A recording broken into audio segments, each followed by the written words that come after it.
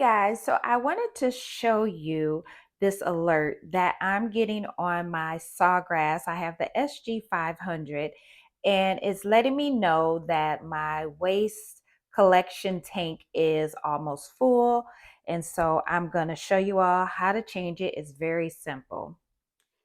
All right, so here is the ink collection unit that I purchased from Amazon, and I will link this below in the description box in case you're needing to change your waste collection container as well.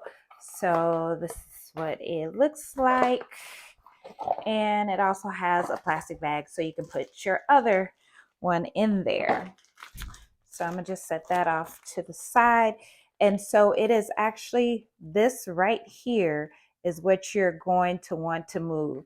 And it does have this little button here or where you push here. That's how you get it out. So I'm gonna just put this one here. And then you just push that, you pull it out, and it is heavy. You can tell there is ink in there. And then I'm gonna just drop that in the bag and set that off to the side. And then we'll go ahead and take this one, put that in there.